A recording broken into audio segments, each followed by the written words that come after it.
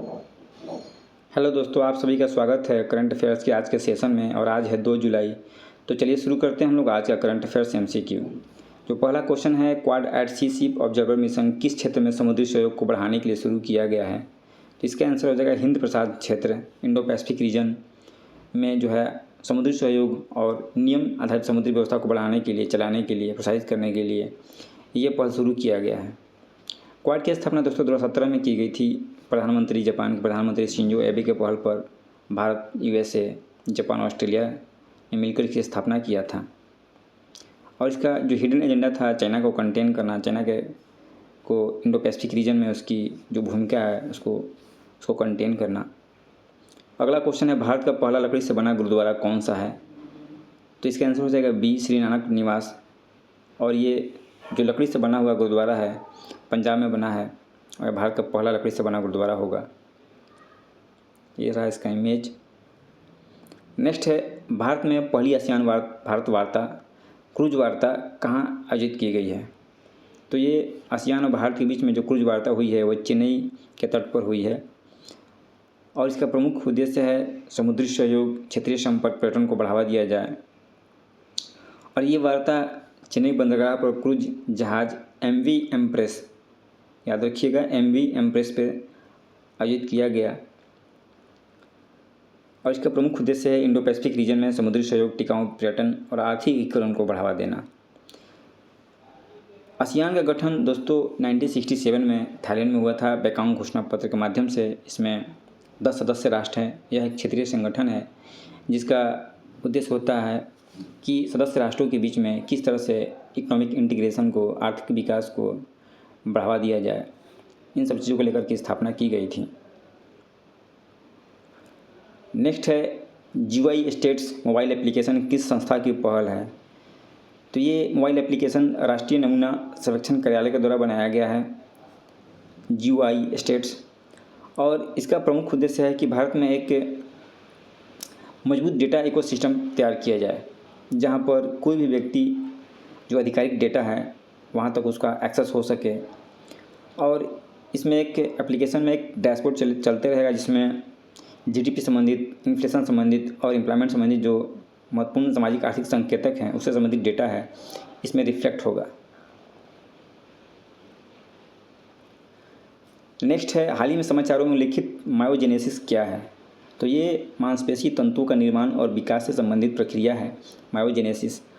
और हाल फिलहाल समाचारों में ये इसलिए आया कि ISS में इससे संबंधित जो है प्रयोग किया जा रहा है। शुभांशु शुक्ला भारत के जो है प्रथम व्यक्ति बन चुके हैं ISS में जाने वाले। तो वहाँ पर मायोजेनेसिस प्रयोग किया जा रहा है। और मायोजेनेसिस मुख्य रूप से मांसपेशियों के निर्माण से संबंधित है। चोट लगने पर या किस तरह से वहाँ पर मांसपेशियों का निर्माण होता है, जो माइकोप्लास्ट हैं वो आपस में जुड़ करके किस तरह से मांसपेशियों के फाइबर के रूप में परिवर्तित होती हैं, इन सब चीज़ों को लेकर वहाँ पर प्रयोग किया जा रहा है। आप सभी को पता ही होगा कि स्पेस में ग्रेविटेशन के कम होने के कारण जो अंतर्राष्ट्रीय अंतरिक्ष स्टेशन है वहाँ पर जो अंतरिक्ष यात्री है उनके भार में, उनकी हड्डियों में थोड़ा सा कमी हो जाती है, हड्डियाँ खोखला होने लगती है, मांसपेशियों में इनका वेट कम हो जाता है, मांसपेशियों का निर्माण, ग्रोथ है बहुत धीरे धीरे होता है। तो इन सब चीज़ों को लेकर के वहाँ पर ये प्रयोग किया जा रहा है।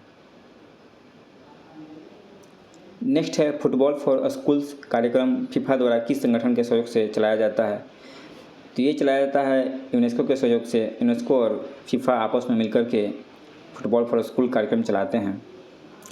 और हाल ही में जो केंद्रीय शिक्षा मंत्री धर्मेंद्र प्रधान हैं उन्होंने PM school for rising India जो है केंद्रीय विद्यालय फोर्ट विलियम कोलकाता, यहाँ पे एक फुटबॉल फॉर स्कूल कार्यक्रम का शुरुआत किया और वहाँ पर फुटबॉल वितरित किया। इसका प्रमुख उद्देश्य है कि 700 मिलियन जो बच्चे हैं उनको इस कार्यक्रम से जोड़ना, जिसके तहत उनके शिक्षित, विकसित और सशक्त बनाने में मदद करना है। बिहार से देखते हैं, हाल ही में किस राज्य सरकार ने मुख्यमंत्री प्रतिज्ञा योजना की शुरुआत की है? तो दोस्तों ये योजना बिहार के द्वारा शुरू किया गया है, बिहार सरकार के द्वारा मुख्यमंत्री प्रतिज्ञा योजना। और इसमें जो 12th पास युवा हैं उनको इंटर्नशिप के तहत 4,000 रुपये, ITI डिप्लोमा जो छात्र हैं किए हैं उनको 5,000 और जो ग्रेजुएशन और पीजी पास हैं उनको 6,000 मासिक दिया जाएगा। इस कार्यक्रम के तहत बिहार के युवाओं को मुख्य रूप से स्किल्ड करना, बेहतर रोजगार क्षमता का निर्माण करवाना और उनमें एक नेतृत्व विकास का जो है बल प्रदान करना, इन सब चीज़ों को लेकर के ये योजना चलाया जा रहा है। हाल ही में बिहार द्वारा किस जिले में परमाणु बिजली घर बनाने का प्रस्ताव केंद्र सरकार को भेजा गया है? तो बिहार के द्वारा बांका जिले में परमाणु बिजली घर बनाने का प्रस्ताव है, जिसे सेंट्रल गवर्नमेंट को भेजा गया है।